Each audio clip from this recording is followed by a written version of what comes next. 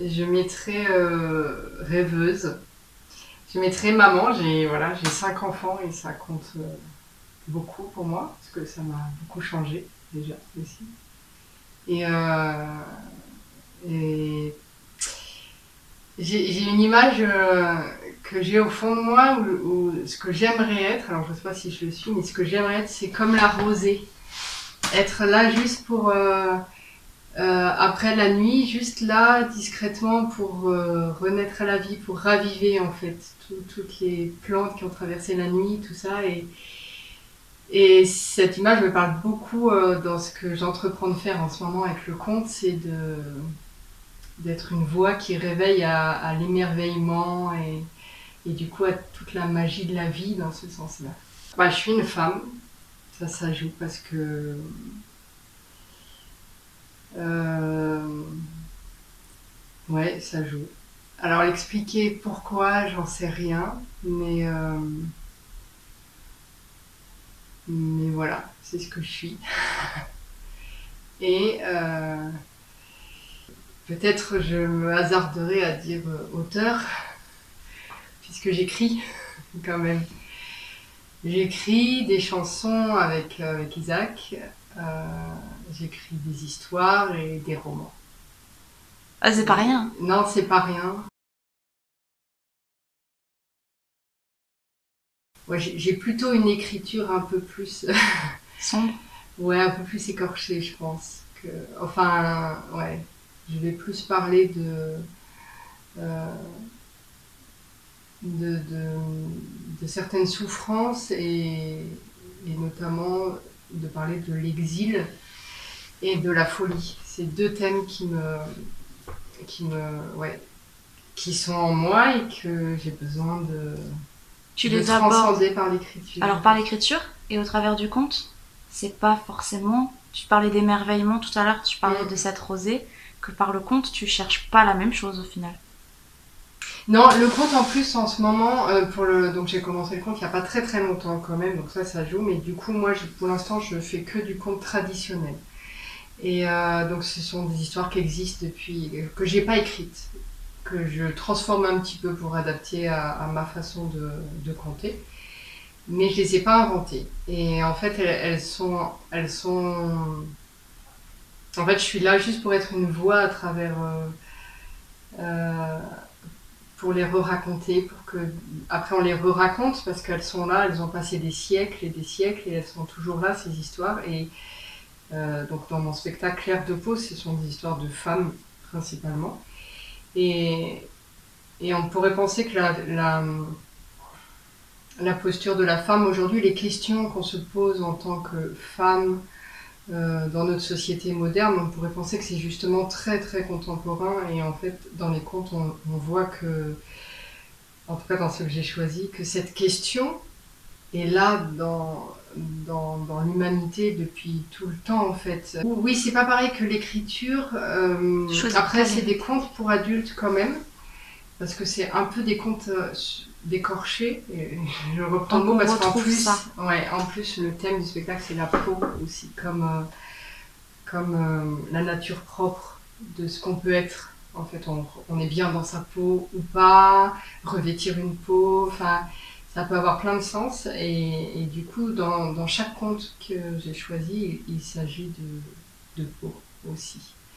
Donc du coup le conte amène l'écrit, ce que je vais écrire, ça va être une histoire, c'est fictif, mais ça vient d'une histoire plus personnelle. Le conte, ça vient plus de l'humanité. En fait, dans nos histoires personnelles, à chacun d'entre nous, euh, englobe l'humanité, en fait. On ne peut pas être qu'individu, on est inscrit dans une humanité. Et les contes traditionnels englobent complètement cette humanité, et, sachant que ce sont des contes du monde.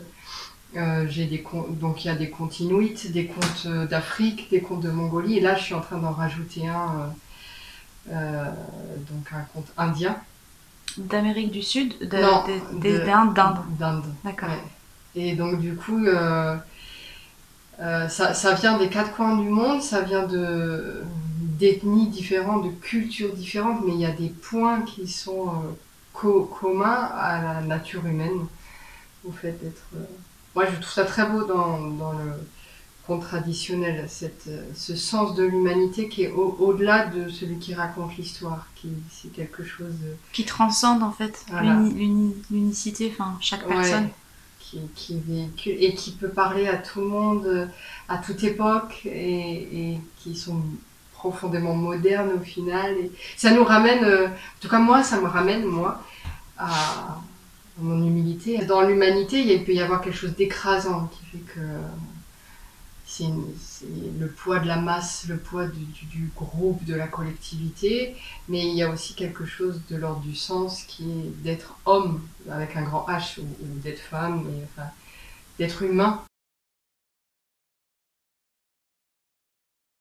Quand j'étais, je sais pas, je devais avoir 18 ans à peu près, je suis allée, c'était dans ma ville natale, donc je viens de Caen, en Normandie, et je me baladais, puis il y avait une tente comme une tente Touareg dans un parc, et il y avait du monde, et je suis rentrée dans la tente, et dedans il y avait une conteuse qui contait. C'est je crois la première fois de souvenir que j'ai entendu une conteuse.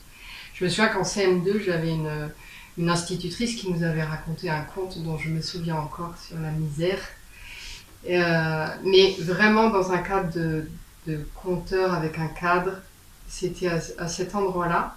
Et je me souviens, j'ai le souvenir, je me souviens pas des histoires, mais je me souviens du ressenti que c'était hyper agréable, que j'étais émerveillée. Et je crois que je me suis jamais posé la question. Je crois que dans mon esprit, jamais il m'est venu dans la tête que je pouvais faire ce métier, que peut-être même ce que c'était un métier, j'en sais rien en fait. Je me suis jamais posé cette question. Et moi, j'ai toujours voulu travailler auprès des enfants. Donc j'ai toujours travaillé auprès des enfants. Et puis à la naissance de ma petite dernière, mon boulot s'est arrêté, j'ai pris le temps de l'accueillir, et puis je me suis posé la question, je me suis dit qu'est-ce que je fais du coup. Et c'est vrai que j'hésitais entre m'orienter toujours auprès des enfants, mais plus des orphelins, ou faire du conte. Et là, alors comment l'idée est venue du coup à ce moment-là? Alors l'idée est venue, je pense que parce que par contre, oui, ce que j'ai pas dit, c'est que j'aime beaucoup le conte. J'en ai toujours lu. D'accord. J'en ai toujours lu, et en fait depuis quelques années, je vadrouille pas mal en Ardèche là dans les spectacles jeunes publics, de par mon métier, et puis avec mes enfants, et puis parce que c'est vrai qu'ici il y avait pas mal, enfin il y a toujours pas mal de choses, même si il y en a moins. Il y a eu beaucoup d'occasions d'aller voir, du coup je suis allée voir des spectacles, du théâtre, je suis allée voir du conte, et du coup j'ai regardé si je pouvais faire une formation de conteuse après la naissance de ma petite, et il y en avait une pas loin de chez moi. Il y a eu en fait, je savais pas trop où je mettais les pieds. Il y a eu comme un peu un concours de circonstances en me disant tiens, je peux faire ça, c'est chouette. Quand j'écris, ça m'est arrivé d'écrire des contes, pas du tout du coup pas traditionnels, mais d'écrire sous format de conte, mais j'en ai rien fait d'autre que de les écrire. Donc du coup, ça m'a chatouillé là quand j'ai vu cette formation. J'ai appelé les personnes, il y avait de la place. Je me suis inscrite, et puis j'ai commencé comme ça. Et puis, mais même quand j'ai commencé la formation, je me suis pas tout de suite dit. En fait, j'ai pas calculé. Je me suis pas dit je vais devenir conteuse. Je sais pas si on le devient en fait. À un moment donné, je me suis dit je vais faire un spectacle de conte. Je sais pas si je suis conteuse, je pense pas, je sais pas si on l'est, je propose un spectacle de conte. Alors peut-être dans un temps je dirai si je le suis, ou peut-être que c'est les autres qui le diront de moi, je n'en sais rien. Moi, pour l'instant, j'ai un spectacle, et je propose un spectacle de conte. Et j'ai envie d'en proposer plusieurs, et d'enrichir cet univers et ce savoir qui est précieux, parce que c'est tout dans la mémoire. Le conte traditionnel, c'est oral, et du coup le travail se fait dans la mémoire, et Et c'est drôle de voir comme ça s'inscrit dans la mémoire et alors il faut le travailler, le travailler, le travailler, mais ça s'inscrit. Et il y a quelque chose de se dire, je peux aller travailler là-haut sur la montagne, j'ai pas besoin d'ordi, j'ai besoin de rien et je répète mon spectacle. C'est tout dans ma mémoire. Et ça, c'était un défi au départ, hein, de se dire, mais comment je vais retenir tout ça? Puis il faut travailler.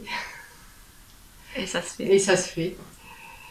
Donc je sais pas si j'ai vraiment eu. Ça n'a pas été un projet, je me suis pas dit à partir de là, je monte un plan, un business plan pour arriver à être conteuse. Pas Mais du est-ce tout. que quand tu as suivi la formation, tu t'es dit je vais monter un spectacle ou tu t'es dit j'y vais, pour moi ça va me Ouais. faire découvrir quelque chose et on verra bien ce qui en Ouais. ressort? C'est un peu comme Au ça. début, c'était pour oser. Ouais. Faire quelque chose de nouveau, Ouais. faire. Ouais, pas dans le sens de faire quelque chose de nouveau, c'est oser être une voix. Moi, D'accord. je suis quelqu'un de timide, de moins en moins, mais j'ai été très timide. J'ai toujours été plutôt en retrait. Et là, de me dire, ouais, d'être une voix, de porter, et puis surtout de porter l'émerveillement, c'est fabuleux en fait. Il y avait ça, d'être, pas de faire des leçons, pas être un professeur d'université, être une voix, voilà, un petit peu, qui s'efface aussi, mais qu'on ne va pas saisir, mais voilà, qui parle du rêve, du conte, de l'émerveillement, des hommes, des femmes, de l'amour.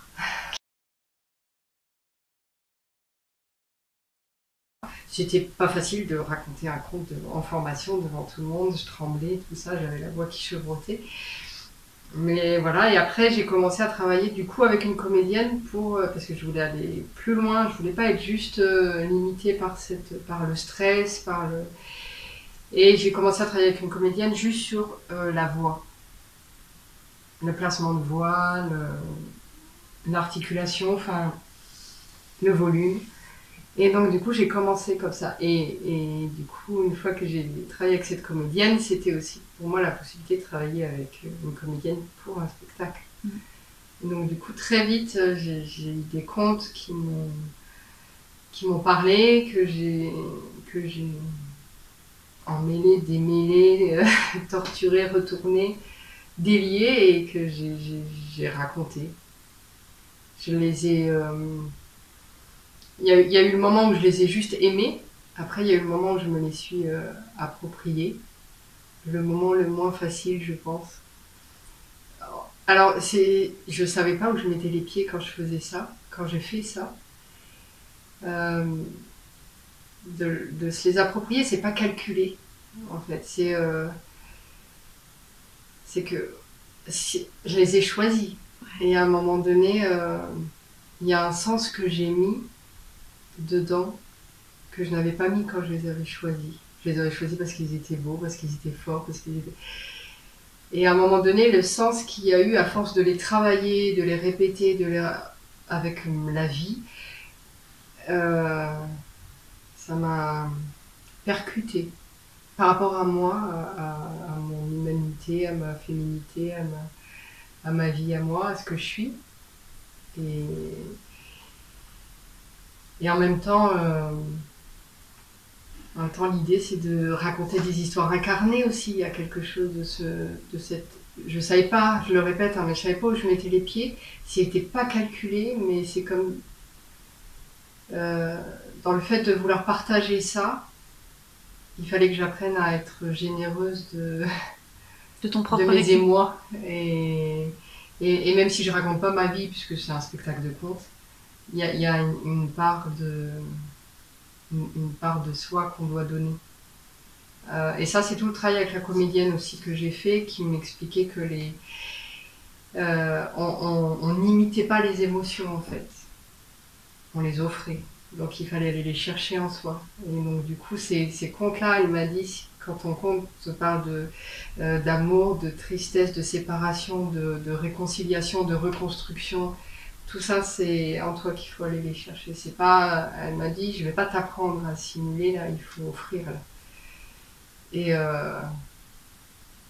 au début, c'est des mots, pas trop ce que ça veut dire. Et puis en travaillant, ouais, c'est paradoxal parce que c'est un travail.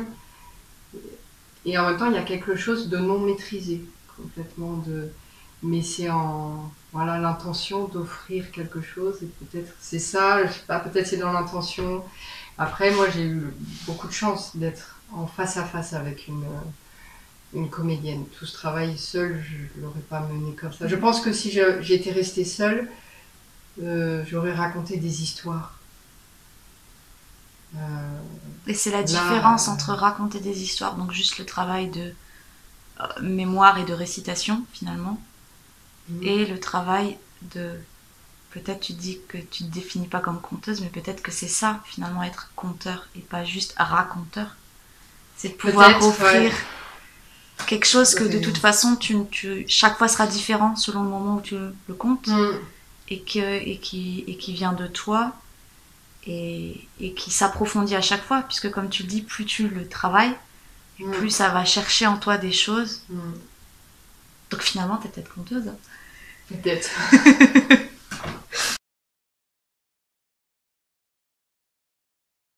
Je sortais d'une expérience professionnelle qui n'a pas été concluante, où j'ai perdu mon travail.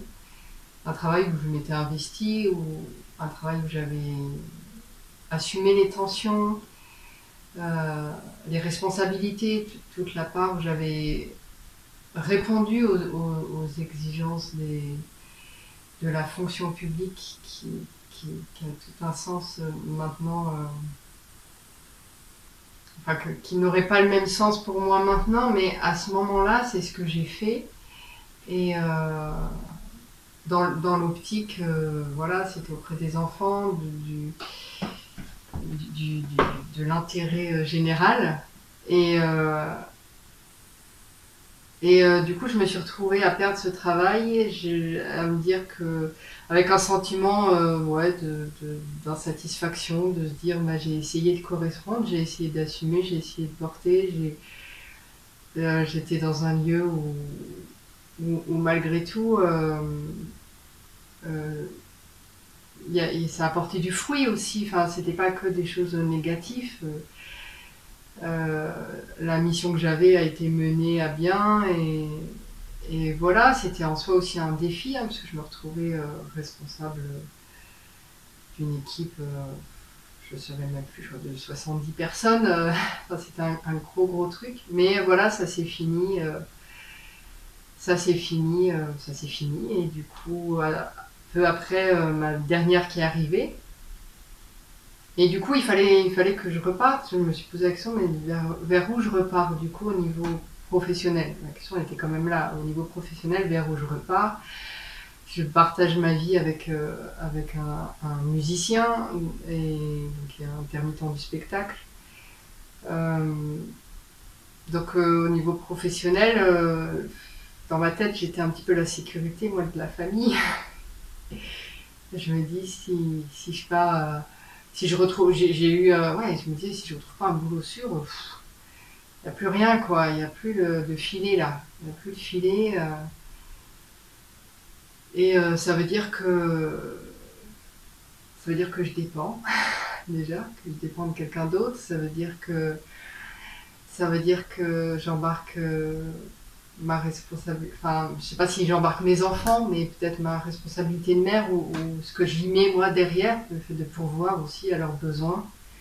Et tout ça, et de voir que là je passe quand même, et que au fond de moi, je me fige en fait dans la fonction publique, ou dans un travail ouais, qui j'aimais beaucoup, et j'aime toujours m'occuper d'enfants, mais l'institution ça me... Ouais, je me suis posé des questions sur l'institution. Est-ce que je servais les enfants ou l'institution, en fait? Puis le fait d'avoir perdu mon travail comme ça, je me suis dit, je suis personne, je fais partie de l'institution, je suis un rouage, l'institution se suffit à elle-même, je suis... Et du coup, de me dire qu'est-ce que je fais, parce que cette institution, voilà, elle a claqué la porte au moment où je devais accueillir une nouvelle petite, quoi. Donc, je dis bon. Donc du coup, j'ai dit, ben... Enfin, je me suis demandé, j'ai dit, qu'est-ce que je fais? J'ai commencé à faire la formation de compte, et puis à un moment donné, je me suis dit, ouais, j'y vais. Tant pis, j'y vais, je saute, je sais pas où je vais. Mais en fait, je crois que toute ma vie, je savais pas où j'allais, et c'est juste que c'est une illusion qui est tombée. De me dire que, de toute façon, Avant, ça, tu c'était croyais. une illusion. C'est juste que je pensais que ça me sécurisait ou quoi, mais qu'en fait, de toute façon... Et c'est ça qui a beaucoup changé dans ma vie. Alors, je sais pas si c'est le compte, vraiment. C'est toutes ces questions-là, c'est la perte du travail, l'arrivée de ma dernière, c'est... Changement de saison. Ouais, changement d'âge, changement de... Voilà, de choses, de dire... chercher le sens aussi, de se dépouiller de l'illusion, quelque part, d'être en chemin, en tout cas, et de se dire, mais...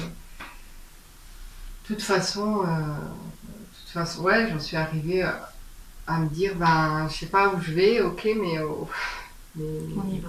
mais j'y vais.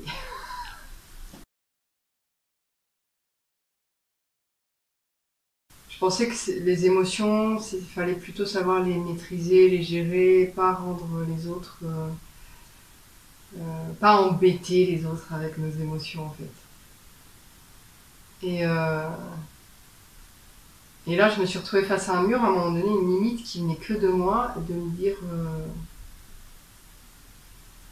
je me suis trompée. Je me suis trompée longtemps en fait. Et est-ce que là je veux être généreuse? Comment je fais? Parce que quand c'est inconnu, en fait, c'est même. La première question, c'est est-ce que j'ai envie? Mais après, c'est comment je fais? Parce que moi, je pensais que j'étais plutôt une fille sympa et généreuse. Mais là, c'était pas dans le domaine du rendre service, on va boire un coup, et puis c'est sympa, c'était dans le domaine du cœur, là, de quelque chose euh, de se donner, ouais. De se mettre à nu un peu, de se mettre en danger, pas dans le sens de se mettre face au danger pour montrer qu'on est fort. Moi, c'est un peu ça que je pensais dans l'expression se mettre en danger. Mais là, non, c'était pas ça, justement. C'était se dévoiler, montrer un peu sa peau, peut-être. Et donc, du coup, ça s'est passé. Est-ce que c'est dû qu'à ça? Je sors d'une période où j'ai 5 enfants, où j'ai du coup des, des grossesses, accouchements, accueil de nouveau-nés. C'est une période malgré tout euh, particulière. Et, et quand c'est 5 fois, c'est une période un peu longue. Donc quand on vient de ces périodes-là, quand on sort de ces périodes-là, en tout cas pour moi, c'était comme l'impression d'avoir eu 10 ans de... Pas de pause, mais pas loin non plus. Pas de pause parce que c'est l'accueil de la vie, mais il y a eu quand même 10 ans, quoi. Donc du coup, là, c'est comme si aussi, à maman, j'étais face à l'inconnu. Parce que 10 ans, ça, je savais plus comment faire. Mm. Parce que je me déterminais comme maman, mais maman de bébé, enfin... Et du coup, là, c'était plus ça. Et en même temps, j'en avais très envie de sortir de ce temps qui est que dans du face à face du maternage. Donc j'en avais très envie. Mais donc du coup, il y a eu ça qui a beaucoup changé. Il y a eu le fait que aussi, très concrètement, entre travailler pour des enfants dans une mairie et donc être fonctionnaire et aller faire du compte euh, sans aucune assurance, sans presque aucun revenu, à un moment donné, il fallait le faire, quoi. Allez oser. Enfin, ouais, je sais pas, il fallait... À un moment donné, et ça s'est arrivé cet été, c'était comme s'il fallait que je saute ou pas. Mais il fallait que je décide. En gros, si tu sautais pas, tu l'assumais toute ta vie. Et si tu sautais, tu l'assumais aussi. Ah oui, dans tous les cas, c'était un C'était choix. Il n'y ça. avait pas de bon ou mauvais choix, Ouais. mais il y avait un moment donné... Et moi, mon choix était... mais c'est ce que j'ai au fond, en fait. Mm. C'est ce que j'ai au fond de moi, ce que j'ai, c'est quoi? C'est le rêve, d'offrir le rêve, d'essayer d'offrir le rêve, enfin de vouloir à tout prix m'accrocher à cette partie de vie de l'émerveillement. J'arrive pas à raconter des histoires de princesses. Par contre, Ouais. c'est pas des contes de fées. Non. C'est pas des contes de fées. Peut-être j'en ferai, mais non. Oui, c'est pas non, des contes merveilleux. C'est pas parce Non. que tu parles d'émerveillement que c'est du merveilleux. Non. C'est des histoires très humaines. Ouais. Ouais, je sais pas s'il y en a une plus belle, mais les deux, pour l'instant, qui me viennent comme ça à l'idée, c'est l'émerveillement dans dans le récit et le fait que ça transcende, quoi. Que le conte, c'est comme un peu un rocher où la mer est passée des siècles, des siècles, des siècles, et il est encore là, il est poli, moi je le raconte, mais des centaines d'hommes l'ont raconté avant, enfin des milliers même, et des milliers vont le raconter après. Et en fait, le cœur du conte, il bouge pas. Mm. Et ça, c'est fou, parce qu'on n'est que dans de l'oral. Mm. Quelque chose qui est fou. Ouais. Et qui est hyper fort, parce que justement, on est tous différents, et au final, sur certains points, on a raconté la même histoire pendant des siècles, avec le même cœur, et pourtant je t'aurais rencontré, j'aurais peut-être pas réussi à t'aimer ou à te parler, mais t'as raconté cette histoire il y a 300 ans, et je la raconte aujourd'hui, c'est la même. Le fait que ça soit oral aussi, de ramener un peu la parole, la valeur de la parole dans ce monde où on est très visuel, on est sur un monde d'images, de consommation. Ouais, ça change, hein, parce que chaque matin je me lève, il faut que j'invente ma journée. Hein, du coup, je me dis, mais comment je fais comment j'avance pour avancer un spectacle, quoi. En fait, c'est tout nouveau, c'est vraiment. Du coup, effectivement, qu'est-ce qu'il faut? Je répète, j'apprends un nouveau conte, voilà, je me pose toutes ces questions chaque matin, mais c'est chouette. Donc le conte à l'heure d'aujourd'hui, je développe le spectacle, je fais de la com, j'essaie de me faire connaître. Je travaille toujours avec une comédienne pour le faire aussi avancer, le nourrir. J'ai fait une première avec mon conjoint du coup, qui est musicien. Et on a intégré de la musique dans le spectacle, entre les contes. À part ça, je continue d'écrire, toujours mon second roman. Je travaille un petit peu en librairie. Et voilà, et puis je m'occupe de mes enfants. Mon spectacle, donc je le fais dans des lieux, je le propose dans des lieux culturels, donc bibliothèques, festivals, mais je le propose aussi dans les lycées, collèges. Là, je fais des interventions suivies d'un débat avec les jeunes et on parle de tout ce qui a soulevé pour eux les thématiques, toutes les thématiques qui ont été soulevées par les contes. Et du coup, là, je reconnais que toute mon expérience dans l'animation est une grande richesse parce qu'au niveau du débat de groupe, du coup, ça, je sais le faire. Enfin, je suis à l'aise là-dedans. Après, j'avais jamais fait des lycéens. J'avais déjà fait des collégiens, tout ça. J'avais jamais fait des lycéens, mais c'est chouette, hein. C'est vraiment chouette. Et puis eux découvrent que le conte, c'est pas forcément Cendrillon. Voilà, Ou pour les petits. Ou pour les petits. On a cette notion, ouais.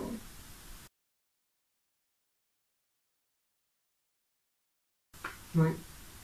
Après, tout le monde ne veut pas, tout le monde n'aime pas, certes, mais tout le monde peut. Tout le monde peut. Je pense pas qu'il y ait de. Je pense que c'est du travail.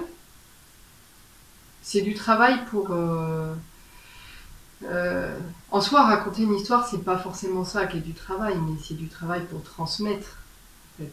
Pour se laisser traverser et transmettre. Et c'est un travail.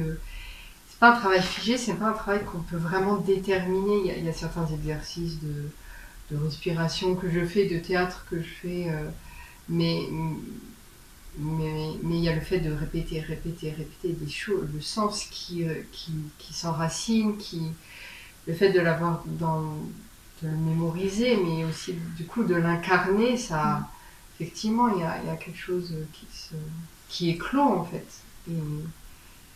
et voilà.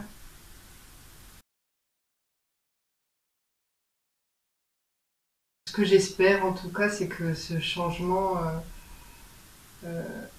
bah, ils sont avec moi et du coup ils sont embarqués dans cette mouvance de vie en fait. Et peut-être une des choses dont je suis fière, c'est d'avoir lâché prise, d'avoir accepté le changement, déjà pour moi, d'avoir accepté de bouger d'où j'étais. Mm. Et sans trop le maîtriser, mais d'avoir juste fait. Je peux le dire maintenant que c'est qu'il y a eu des déplacements qui sont déjà passés. Je ne peux pas parler des déplacements que je fais actuellement, j'en ai pas conscience. Et dans ce déplacement, dans cette vie, ben, mes enfants le reçoivent. Ils reçoivent que. Je pense pas qu'ils reçoivent de l'insécurité, mais je pense qu'ils reçoivent, j'espère qu'ils reçoivent de la liberté, de la conscience à la liberté. C'est ce que j'espère. Donc après, c'est eux qui le diront. Plus tard, pour l'instant, ils sont trop pas. Ouais. Pour l'instant, du coup, ils m'aident à réciter mes contes. Ils font les professeurs, pas les grandes, elles font les professeurs. Elles me donnent leur avis, voilà. Mais et après, elles comptent elles-mêmes aussi. Comment ? Et elles comptent elles-mêmes aussi. Elles comptent elles-mêmes. Après, c'est ça qui est super chouette. Quelquefois, j'ai pu emmener une de mes filles à un spectacle. Elle m'a aidé à monter le matériel. J'ai fait une scène avec mon conjoint. C'était la première fois de notre vie qu'on faisait ça ensemble, une scène ensemble. C'est super chouette, quoi. Et voilà, dans cette insécurité, dans cette imprévisibilité, ben, il y a tout ça.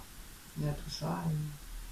Et voilà, donc j'espère. Voilà ce que je souhaite, c'est ça, de semer en eux la conscience de la liberté.